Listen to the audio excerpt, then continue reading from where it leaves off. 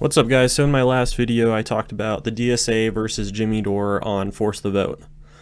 We're going to get more into that today and actually bring some theory and historical relevance into the mix. But first I wanted to talk about this tweet that we touched on a little bit last time, but the more I thought about it, the more ridiculous it seemed to me. So this is Peter from DSA saying that, to be clear to the incredibly pedantic people getting annoyed at this take, being disruptive and shouting at class enemies is good. Using macho aggression and loudness to dominate organizing discussions is not good, and stopping it is feminist. So I see the point that they are making, but I think that ultimately it's bullshit. Because what the real feminist is going to be the one making sure that women have health care. It's not going to be the one making sure that Jimmy Dore isn't yelling too loud about how he needs health care.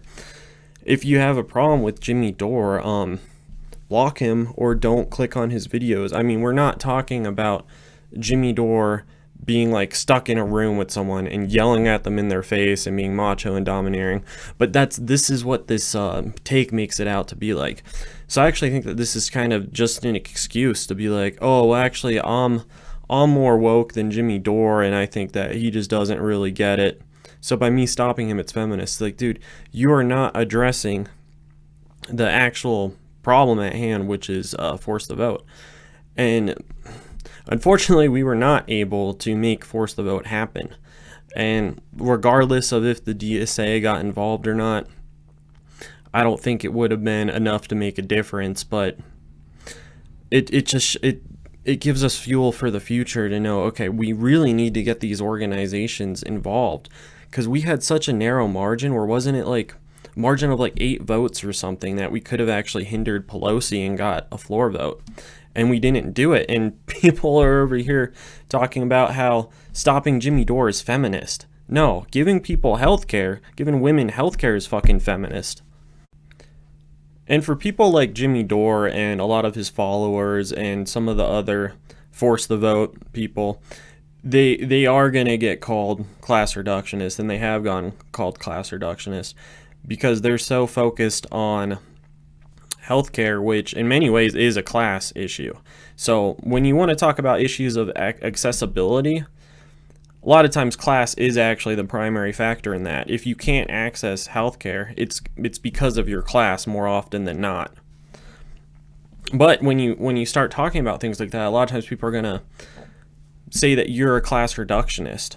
And I personally do not think that Jimmy Dore is a class reductionist, because he yells angrily, and then sometimes it happens to be men that are listening, sometimes it happens to be women. But because of the fact that sometimes it's a woman listening to him yell, now it's sexist. He's being rude to the squad, so he's sexist. The squad are politicians. The squad is not his fucking girlfriend. He's not like at Olive Garden yelling at his girlfriend and causing a scene. No, we're literally talking about him being critical of a politician. So this whole liberal identity politics snowflake shit just does not work in this instance.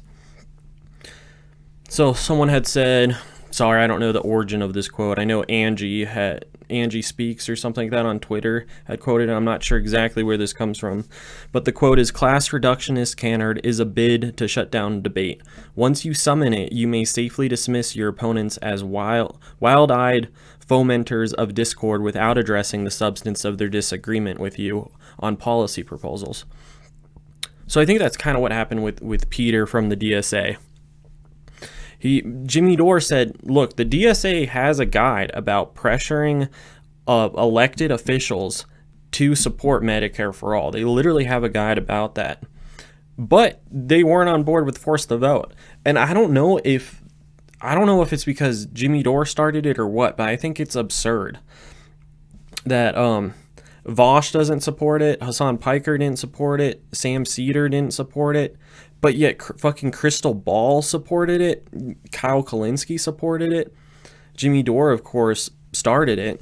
So it's just kind of interesting to see people like Vosh call Crystal Ball a grifter, and that he's way to the left of her, and yet Crystal Ball's been more critical of Joe Biden than he has been. She's been more critical of Nancy Pelosi and the squad.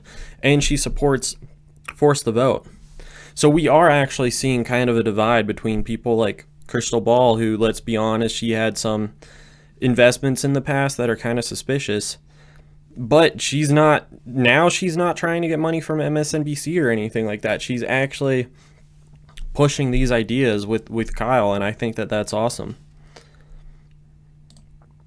So Angie had said on this quote, she said that accusation of class reductionism is liberal obfuscation at its worst. Notice how none of the idiots who sling this sort of mud substantiate their claims with anything other than bad person bad. What utter foolishness.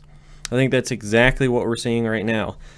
Jimmy Dore, you're problematic. And I've noticed this from the majority report too.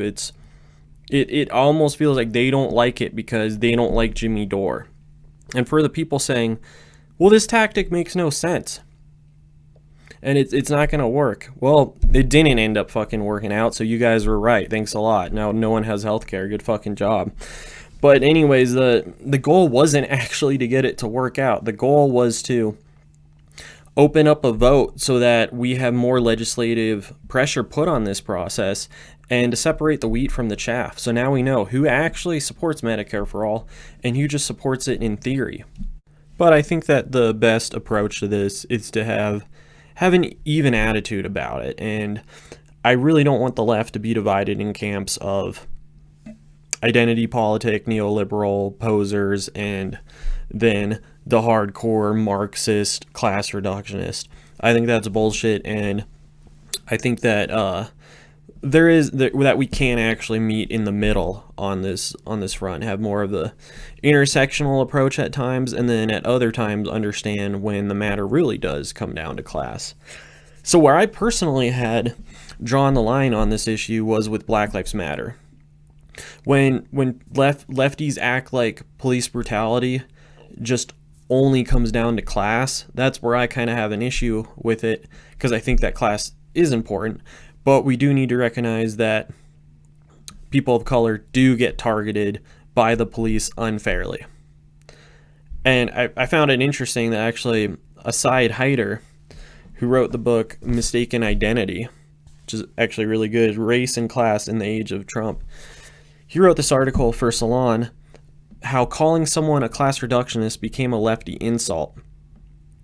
And this took in a pretty even approach to it as well. And this was written in July, around when Black Lives Matter had its most recent peak.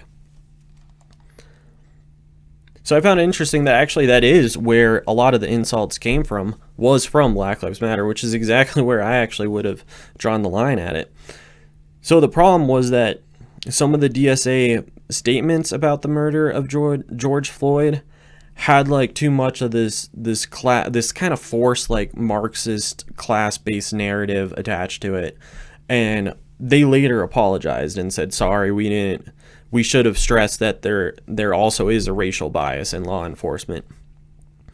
But basically they used these instances of police brutality and Black Lives Matter to push this narrative that the reigning demands for defunding the police were insufficient, and that to achieve racial and economic justice, we must target the foundations of inequality and create a more just society for all working people.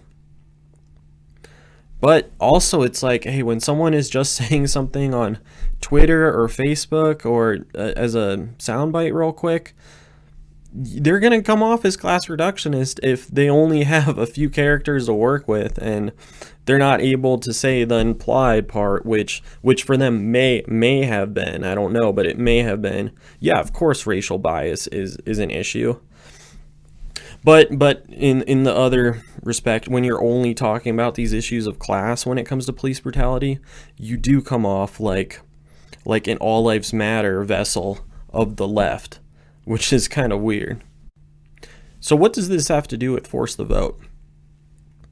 Well, we have the DSA, which has been called class reductionists, but we also have them accusing Dore of being a class reductionist too. I mean, when you're saying that someone's is domineering and not sensitive to marginalized groups, that is actually you're insinuating that they are a class reductionist.